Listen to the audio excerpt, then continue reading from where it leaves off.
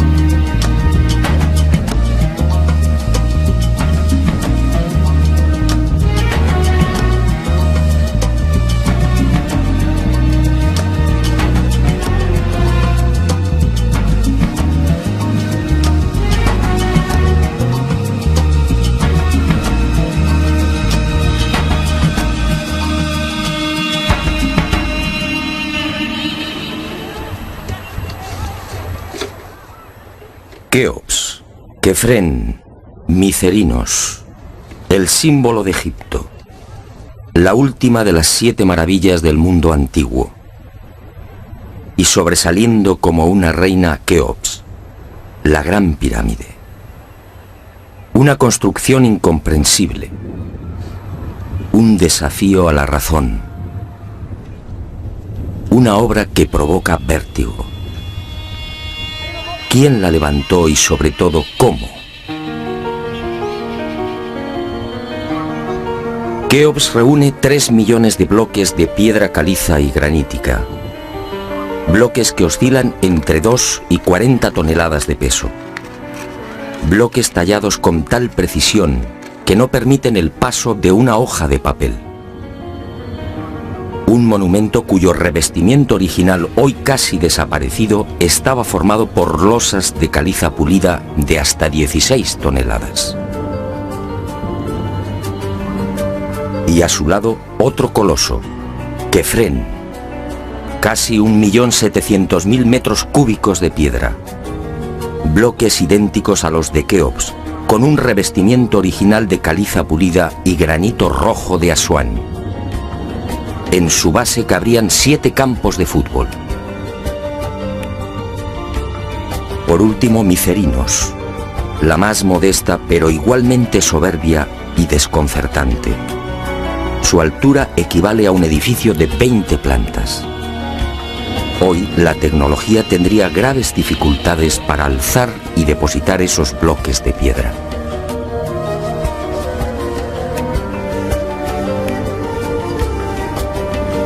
A la vista de estas mareantes cifras, el mundo se pregunta, ¿cómo lo hicieron? Para la arqueología oficial no hay duda. Las pirámides de Giza fueron obra de los faraones y se levantaron hace 4.600 años. Los bloques fueron trasladados desde las vecinas canteras de Tura y Mohatan, a escasos kilómetros del Cairo, y encajados en los respectivos monumentos mediante el uso de gigantescas rampas. Rampas, dice la arqueología, por las que miles de obreros empujaban los bloques con el auxilio de rodillos de madera.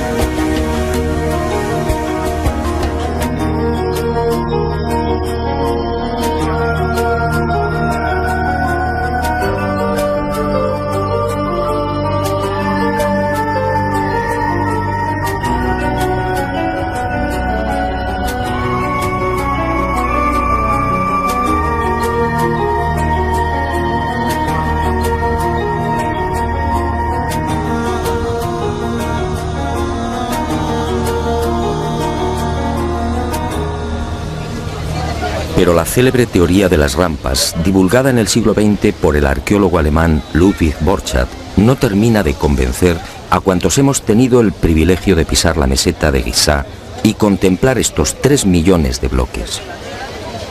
Y son 2 las razones que ponen en entredicho la versión oficial.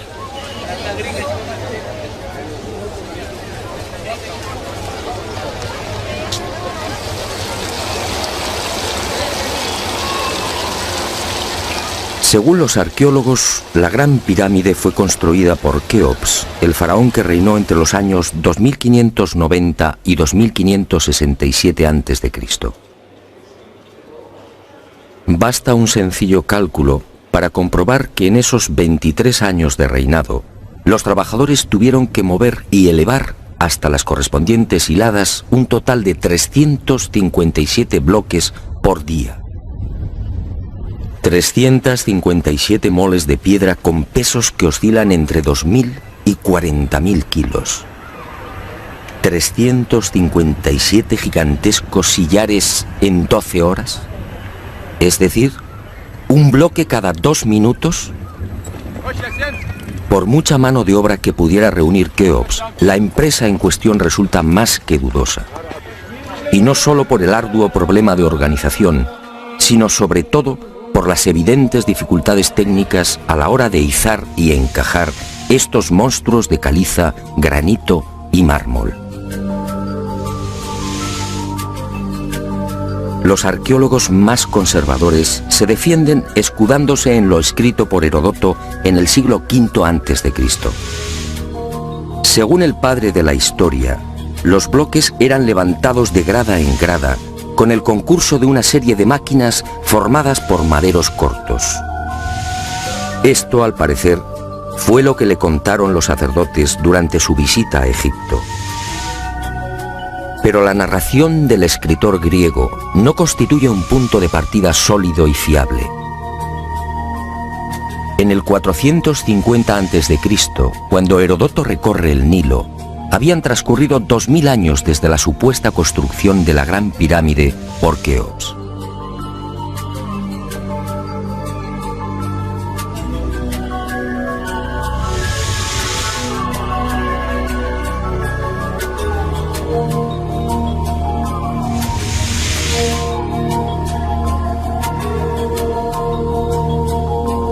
Heródoto no menciona las rampas, ni se atreve tampoco con el espinoso problema de los 357 bloques por día. Heródoto cuenta lo que le contaron. ¿Es esto una prueba científica para determinar cómo y cuándo se levantó la Gran Pirámide?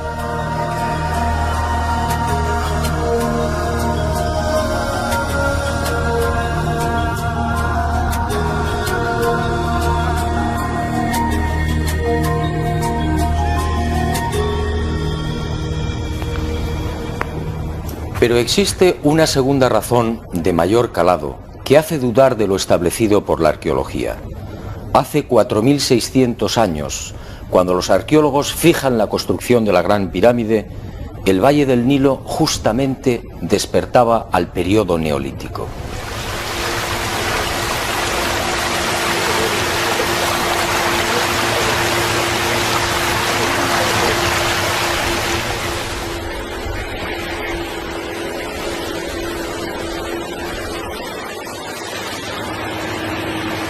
En otras palabras, tanto en el sur, en el Alto Egipto, como en las regiones del Fayum y del Delta Occidental, los habitantes malvivían en chozas de juncos y adobe. Se hallaban todavía en la Edad de Piedra, con un precario desarrollo agrícola y un incipiente pastoreo. Sus herramientas eran groseras, basadas principalmente en la industria lítica. Sería 3 siglos después, hacia el 2300 a.C., cuando estos pueblos entrarían en la Edad del Bronce. Y surge la primera gran contradicción. Si Egipto cambia la piedra por el bronce en el 2300 a.C. aproximadamente, ¿cómo pudieron levantar la Gran Pirámide 300 años antes? ¿Con qué herramientas? ¿Con qué clase de conocimientos?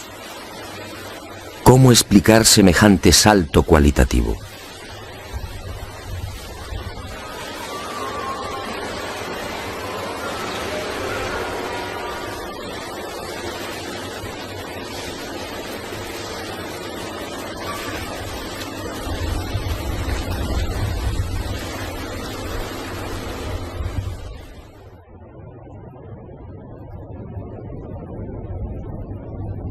Nadie en su sano juicio y con un mínimo de información puede aceptar que esta maravilla arquitectónica fuera obra de unas gentes primitivas que ni siquiera conocían la escritura.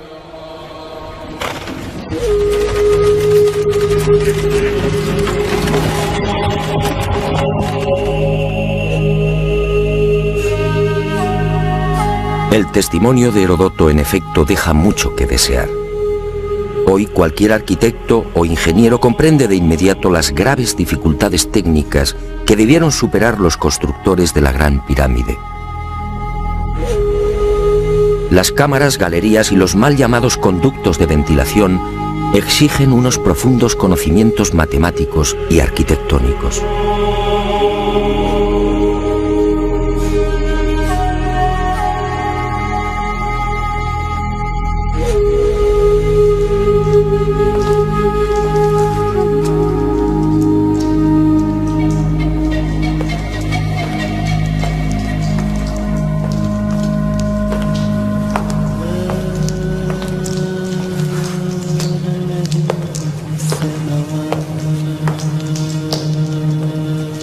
Basta echar un vistazo a las toscas herramientas con las que, según los arqueólogos, se construyeron las pirámides para comprender que algo falla en esta historia.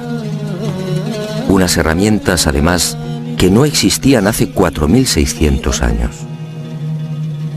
Es que estos mazos, niveles, bolas de dolerita, escuadras, trineos de madera y regletas sirvieron para establecer las asombrosas proporciones de la Gran Pirámide. ¿Cómo explicar, por ejemplo, que la desviación de la orientación norte-sur de sus caras no supere los 3 minutos 20 segundos hacia el oeste? ¿Cómo explicar la increíble perfección de la angulación de los bloques de revestimiento? Hoy solo podríamos alcanzarla con instrumentos ópticos. ¿Cómo entender que hace 4600 años aquellos pueblos neolíticos dispusieran ya de una medida tan perfecta como el codo? Como es sabido, Solo en la era espacial se ha podido comprobar que el metro estaba mal medido. Su longitud en realidad es algo más de lo que siempre habíamos creído. El metro exacto tiene una longitud de 1.047. Pues bien, 2 codos egipcios equivalían exactamente a 1.047. El metro de la era espacial. ¿Cómo lo lograron? Pero las dudas y contradicciones no terminan ahí. Hasta el día de hoy, nadie ha logrado explicar satisfactoriamente el sistema de iluminación utilizado a la hora de construir las pirámides. Las tradicionales antorchas no sirven. No hay restos de hollín en techos o paredes. En cuanto a la fórmula de los espejos, reflejando la luz solar hasta lo más profundo, tampoco resiste un análisis medianamente serio. El movimiento del Sol obligaría a los constructores a una penosa labor de permanente rectificación. Esa luz sería útil como mucho para las salas y galerías más próximas a la entrada.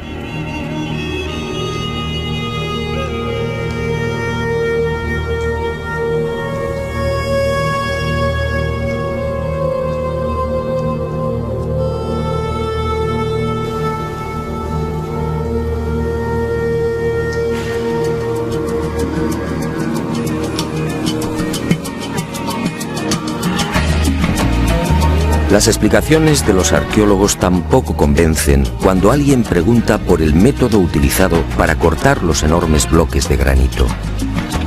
¿Herramientas de cobre? Eso sería como intentar cortar una mesa de mármol con unas tijeras.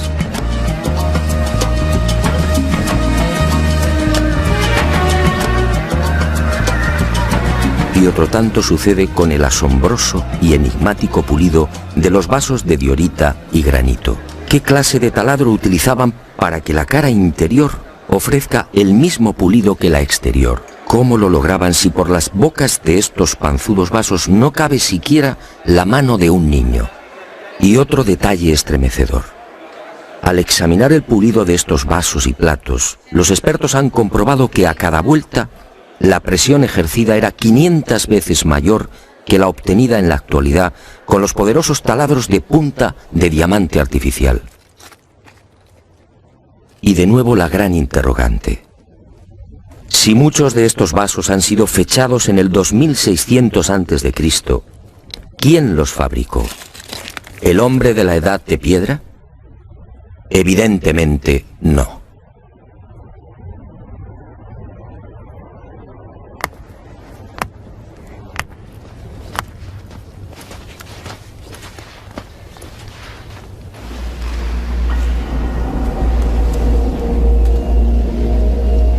¿Y quién fue capaz de un pulido como el que presenta el supuesto sarcófago de la pirámide de Keops? El acabado en el bloque de granito resulta imposible para un hombre del Neolítico. Mientras las esquinas aparecen absolutamente cuadradas, el índice de imperfección de la superficie del sarcófago no llega a 2/10 de pulgada. Es decir, la 10ª parte del espesor de un cabello humano. Esa perfección en el trabajo sobre la negra y dura diorita alcanza su máxima expresión en la estatua del citado faraón Kefren, hallada en el Templo del Valle, junto a la pirámide que lleva su nombre. El pulido de la misma es tal que solo cabe el silencio. Nadie sabe, nadie entiende cómo se logró semejante belleza hace 4500 años. ¿Y cómo explicar la técnica empleada para la ejecución de estas perforaciones? Son perfectamente visibles en muchos lugares del Egipto faraónico. Aquí, en la entrada real de la pirámide de Keops, tenemos una muestra. Para la arqueología no hay misterio. Estos orificios, dicen, se conseguían mediante la introducción en la piedra de un cilindro hueco que al girar cortaba el granito. Pero al examinar la espiral grabada en el interior, algo no concuerda con la versión oficial. La distancia entre línea y línea es de 2.5 milímetros. Nosotros en la actualidad, utilizando taladros con punta de diamante artificial, solo podemos alcanzar 0.05 milímetros por vuelta.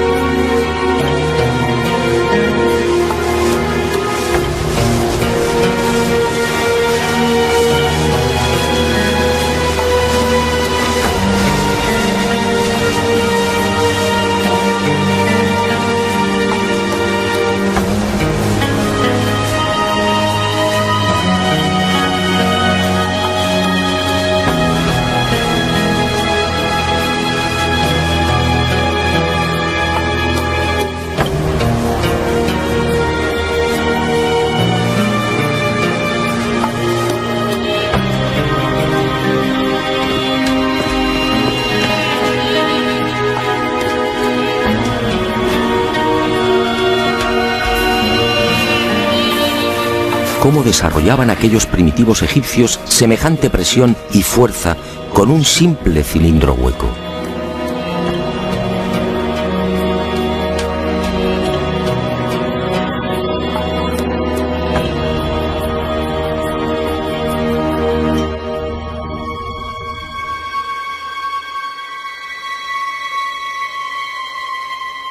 Y aunque algo posterior en el tiempo, también lo descubierto en la tumba de Tutankamón nos deja con la boca abierta.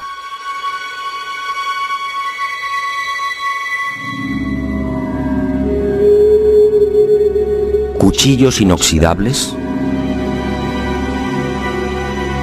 sandalias y manoplas de oro, una cama ergonómica, una cama con la parte de los pies más elevada, favoreciendo así la circulación sanguínea. ¿Cómo es posible hace 3.333 años? ¿De quién lo aprendieron?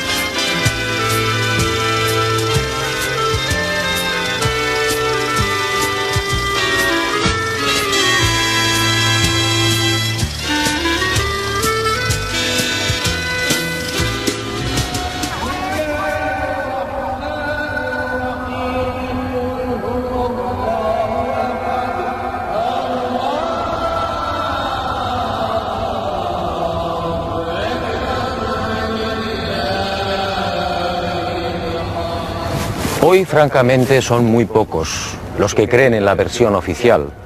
Hace 4.600 años, los pueblos que habitaban esta región no estaban en condiciones de imaginar siquiera este portento arquitectónico. Pero entonces, ¿quién levantó las pirámides?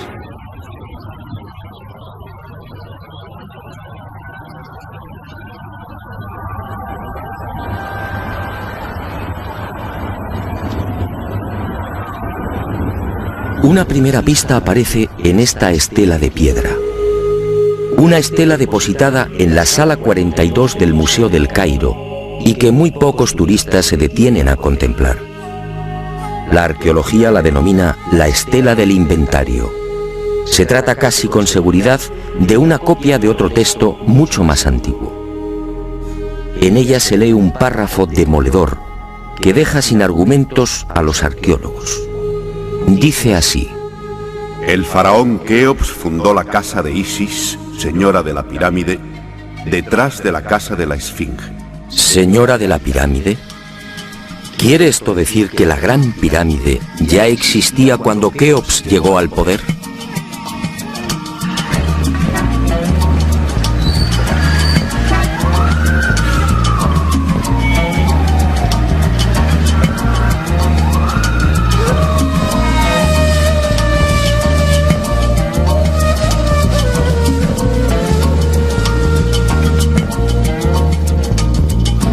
La segunda pista, mucho más espectacular, se encuentra a casi 3.000 kilómetros del Cairo. Y hacia allí nos dirigimos.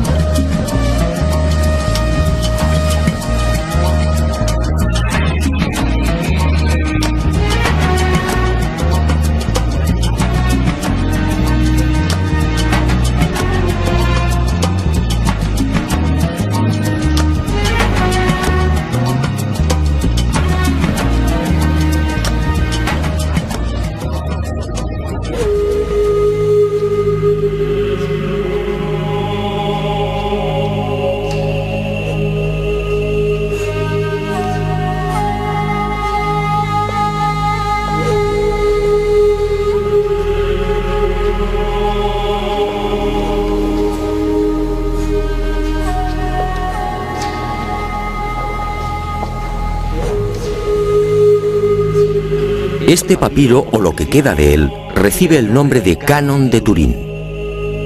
Fue descubierto en 1822 por el viajero italiano Bernardino Drobetti en la antigua ciudad egipcia de Tebas.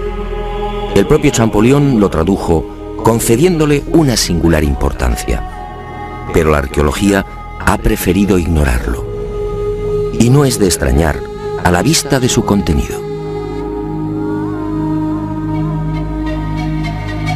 Esta escritura hierática procede de la época del no menos célebre Ramsés II, entre los años 1290 y 1224 a.C. Para algunos, el faraón que persiguió a Moisés.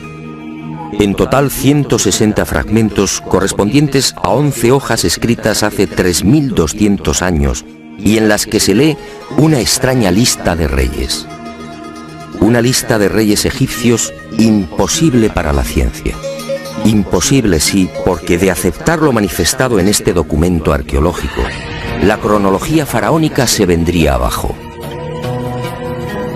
¿Y qué dice este papiro de 1,70 metros de longitud? Sencillamente que en un lejano pasado, Egipto fue gobernado por unos seres mitad hombres, mitad dioses, que recibían el nombre de Sensuhor, los compañeros de Horus. La lista de estos misteriosos reyes sitúa el primer gobierno en el Valle del Nilo, no durante el faraón Menes hace 5000 años como afirma la arqueología, sino mucho más atrás en el tiempo, concretamente hace 11.000 años. Esta desconcertante y revolucionaria lista de reyes aparece ratificada en buena medida por otra historia igualmente despreciada por los arqueólogos. Me refiero a lo escrito por Manetón en el 240 a.C.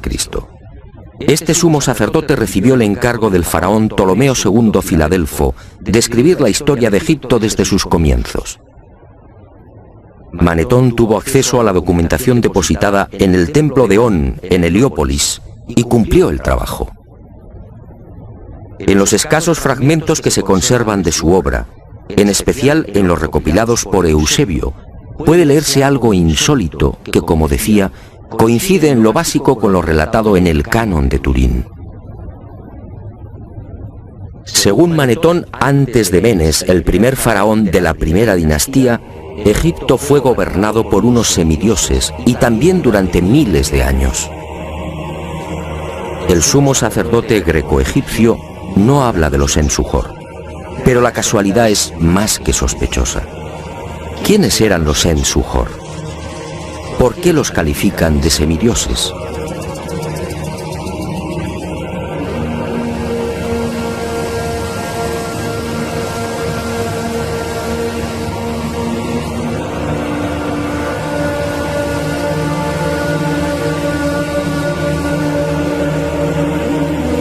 Para los arqueólogos más conservadores, los Sensuhor y la información suministrada por Manetón son pura fantasía. Y aparentemente tienen razón. Si Egipto fue gobernado hace 11.000 años, ¿Dónde están las pruebas y los vestigios arqueológicos que deberían delatar a esas culturas? ¿O están ahí? ¿No será que la arqueología no los quiere ver?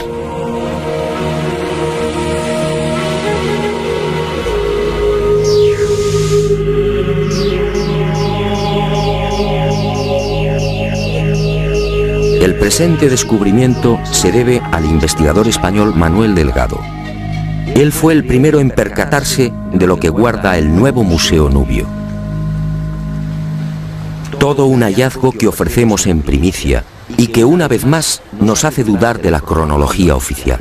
Este huevo de avestruz fue descubierto en la tumba 96 del cementerio 102 en Nubia por el arqueólogo inglés Cecil Malaby Firth. El hallazgo tuvo lugar en 1907, pero dada su naturaleza, fue silenciado. Alguien dibujó sobre él y lo depositó junto al cadáver. Evidentemente se trataba de un objeto muy querido por el difunto. En una de las superficies pueden apreciarse los dibujos de un avestruz y algunas plantas. En la opuesta, oh sorpresa, otra escena imposible: el curso del río Nilo y las siluetas de unas construcciones muy familiares: las 3 pirámides de la meseta de Giza. El hallazgo de este huevo de avestruz no tendría mayor importancia, de no ser por un pequeño gran detalle. Según los investigadores, los restos humanos de la citada tumba 96 se remontan a la cultura Nagada I, es decir, alrededor de 7000 años. 7000 años. Algo en efecto no cuadra. Si la arqueología afirma que las pirámides de Giza fueron levantadas hace 4600 años, ¿cómo es que aparecen dibujadas en una sepultura de hace 7000? Pero las pruebas que apuntan a un pasado mucho más remoto de lo que pretende la egiptología no terminan ahí. En 1991 volvió a encenderse la polémica. Esta vez el protagonista fue Abu el-Hol, el padre del terror, nombre dado por los naturales de la región a la mítica esfinge.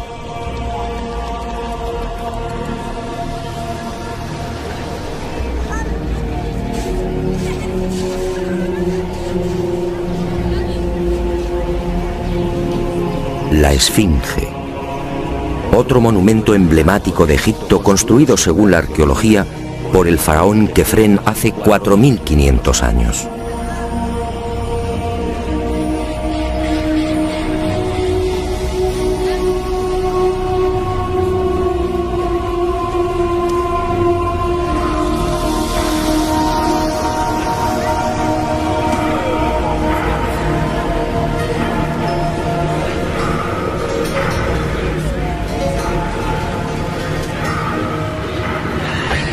Lo que hoy podemos contemplar tiene escasa relación con la estampa original. En el pasado se hallaba totalmente pintada. El cuerpo de león en rojo y el tocado de la cabeza en azul, con rayas horizontales en amarillo. Portaba una barba postiza y por delante de esa barba aparecía una estatua a tamaño natural. Durante la invasión de los mamelucos, la esfinge fue cañoneada y la nariz destrozada. 4500 años. ¿Por qué la arqueología sitúa la construcción de la esfinge en esa época? En primer lugar, por el parecido del rostro con algunas de las estatuas de Kefren, y además por el hecho de hallarse muy próxima al templo funerario de dicho faraón. Aunque parezca increíble, eso es todo.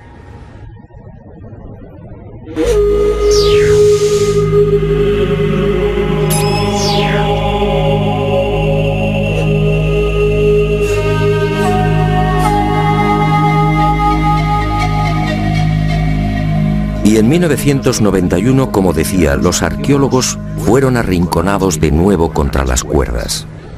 Un equipo de la Universidad de Boston, dirigido por el geólogo Robert Scotch, dio a conocer un estudio que retrasaba la construcción de la esfinge en varios miles de años. Mediante la utilización de ondas sonoras y micrófonos especiales, Los geólogos norteamericanos exploraron las rocas que forman parte de la Esfinge. El resultado fue asombroso. La zona delantera del monumento y parte de las paredes del foso que la rodea presentan una erosión de 2 metros de profundidad, provocada por las lluvias.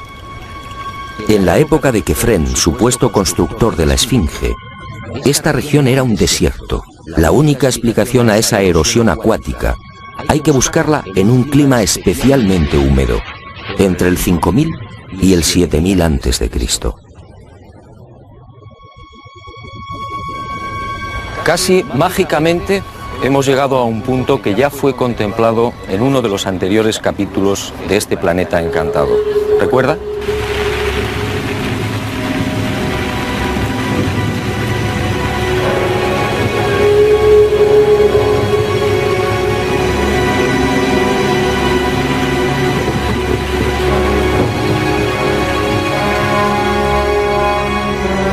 Al hablar del Gran Jardín, pudimos comprobar cómo todo el norte de África, hace unos 12.000 años aproximadamente, se vio sometido a un dramático cambio climático. En otras palabras, la Universidad de Boston acertó.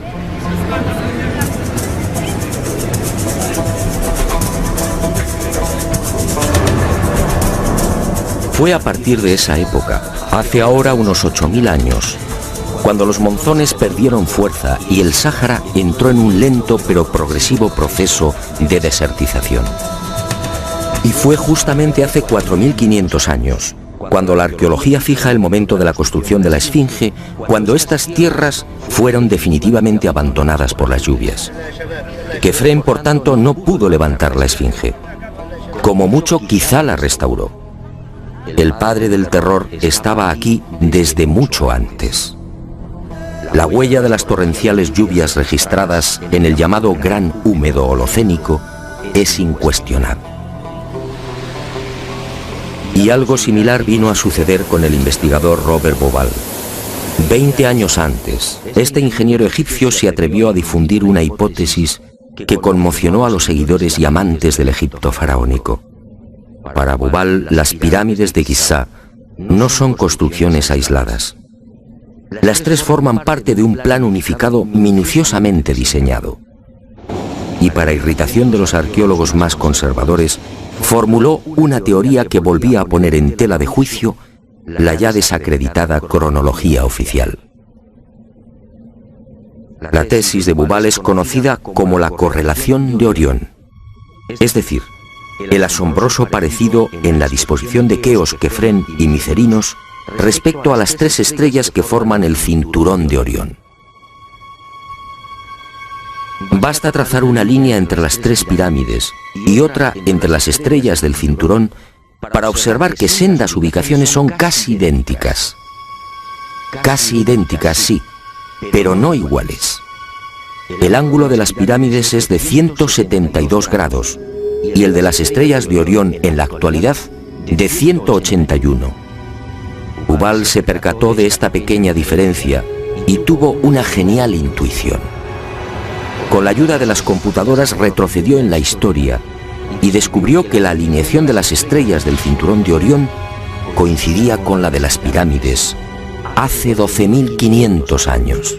No son demasiadas coincidencias. Por un lado, la geología demuestra que la Esfinge tuvo que ser construida en pleno Gran Húmedo, es decir, hace más de 9.000 años. Por otro, el papiro de Turín y Manetón aseguran que unos semidioses gobernaron el valle del Nilo hace 11.000 o 12.000 años. Quizá más. También el huevo de avestruz hallado en la tumba 96 en Nubia nos dice que las pirámides existían ya hace 7.000 años.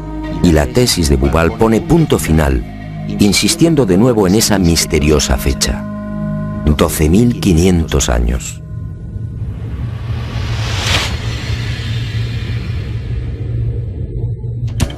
Si 3 indicios constituyen una prueba, ¿qué podemos pensar cuando al menos se contabilizan 5?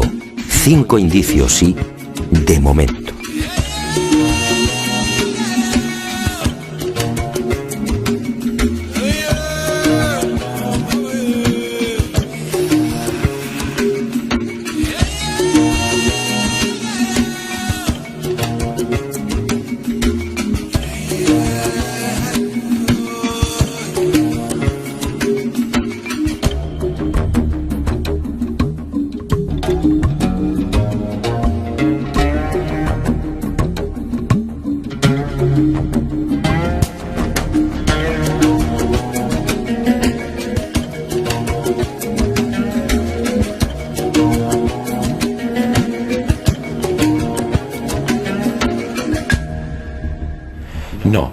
Las pruebas que contradicen la versión de la arqueología oficial no han concluido.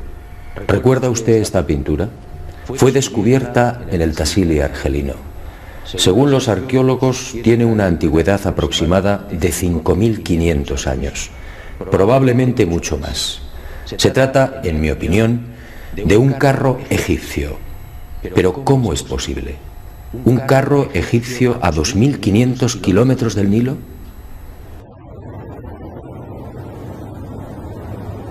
¿Un carro egipcio antes de que existiera Egipto? Si la arqueología dice que el primer faraón de la primera dinastía empezó a reinar 4.920 años antes del presente, ¿cómo explicamos esta pintura, datada mucho antes? No fue la única. En mis investigaciones por el Sáhara pude descubrir cientos de ellas. En 1982, una síntesis de los trabajos de Henry Lott sacaba a la luz un total de 600 carros pintados o grabados. A estos hay que sumar otros 400, distribuidos por Mauritania, Marruecos, Argelia, Libia, Mali y Níger. Más de 1.000 carros pintados o grabados a 2.000, 3.000 y 5.000 kilómetros del Nilo. ¡Qué extraño! Carros y conductores típicamente egipcios. Perfiles, tocados y vestiduras son elocuentes. Carros y personajes egipcios en el corazón del Sáhara. Cuando interrogué a los arqueólogos, la mayoría se encogió de hombros. A decir verdad, estas pinturas no son cómodas. Algunas han sido fechadas en una época en la que, según la arqueología, carros y caballos no habían hecho acto de presencia en Egipto. Otras, como las del Tassili o el Fesán libio, son mucho más escandalosas. Los análisis de las sustancias orgánicas contenidas en los pigmentos han sido desconcertantes. 6.000, 8.000 y hasta 9.000 años de antigüedad. ¿Carros y conductores egipcios hace 9.000 años? Y casi sin querer, a la vista de estos documentos pictóricos, la memoria vuelve a poner en pie los hallazgos de la Universidad de Boston, el papiro de Turín, la historia narrada por Manetón, las pirámides pintadas en el huevo de avestruz o el descubrimiento de Bubal. Naturalmente, para la arqueología, estas pinturas y grabados no tienen sentido. El caballo y los carros, dicen, entraron en Egipto hacia el 1700 a.C. y lo hicieron con la invasión de los Hicsos, un pueblo procedente de la Alta Siria que gobernó la mitad oriental del delta. Nuevo y grave error de la arqueología. El caballo y los carros, como demuestran estas pinturas y grabados, ya existían en el Sáhara mucho antes de la 13 dinastía. Otra cuestión es que no quieran reconocerlo, y es comprensible. Si los egipcios y su cultura proceden del Sáhara, ¿en qué queda la supuesta hegemonía del Egipto faraónico?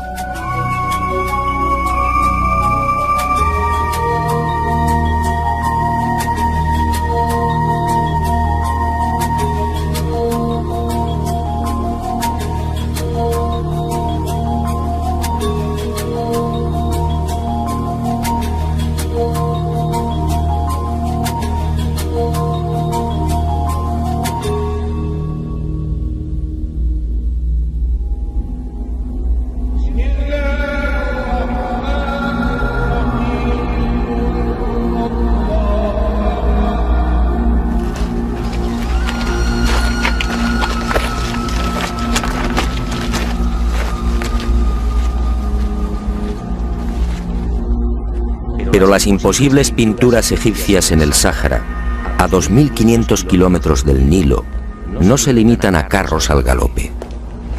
Otras, para desconcierto e irritación de la arqueología, presentan escenas muy diferentes. Ofrendas. Personajes adornados con el ureus, la serpiente sagrada sobre las cabezas. Barcas igualmente egipcias. Vestimentas similares a las que lucen faraones y sacerdotes. Individuos de perfil al más puro estilo egipcio. pinturas todas ellas muy anteriores al Egipto faraónico.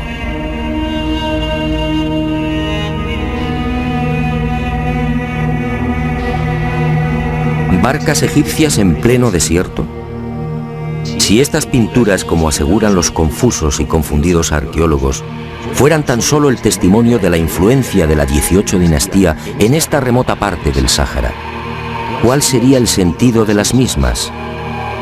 En esa época, durante la 18 dinastía, hace 3.500 años, esta zona era un desierto idéntico al que ahora vemos.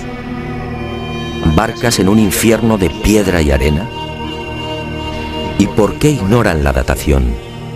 Si estas pinturas se remontan a 9.000 años, entonces las barcas sí están justificadas. En esa época, como se recordará, el Sáhara era un jardín, con ríos tan anchos y caudalosos como el actual Amazonas. Pero las extrañas coincidencias van más allá. En esta tumba, a lo largo de más de 120 metros, hace 3.100 años, Ramsés III mandó pintar lo que se conoce como el Libro de las Puertas, una especie de cartografía del más allá, una síntesis de la religión del inframundo, la religión del río infernal, la religión que partió del Sáhara y que posteriormente, con las migraciones, apareció entre los guanches, los íberos y los etruscos. ¿Casualidad? ¿Y qué decir de los cientos de representaciones de la vaca sagrada Hathor, del buey Apis o del carnero Amón, todos egipcios con el disco solar entre los cuernos? ¿Cómo explicar que estas mismas imágenes podamos encontrarlas en las pinturas y grabados rupestres de Marruecos, Libia o Argelia? Grabados y pinturas, no lo olvidemos, de 9.000, 10.000 y 12.000 años de antigüedad. Es decir, muy anteriores a los bóvidos egipcios. Para el que lo quiera ver, está muy claro. El dios Sol o Amón-Ra de los egipcios, el Achamón de los guanches o el Baal-Jamón de los fenicios tienen un origen común: el profundo y olvidado Sáhara.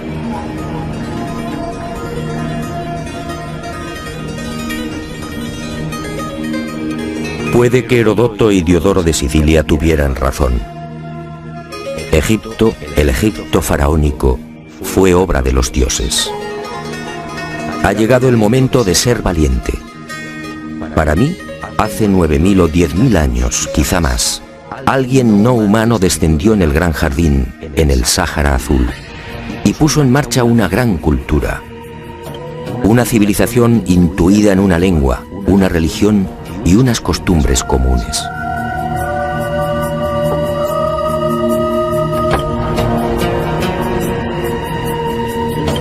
Esos seres, esos dioses de cabezas redondas pintados en Tassili, podían proceder de Orión.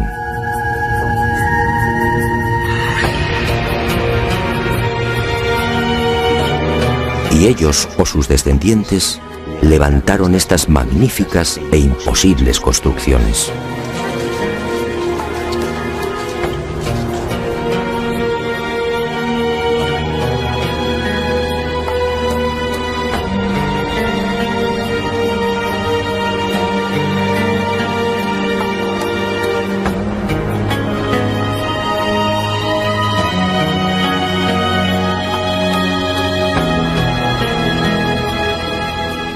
¿Cree usted que se trata de un sueño? Schopenhauer decía que toda verdad, al nacer, es ridiculizada y perseguida.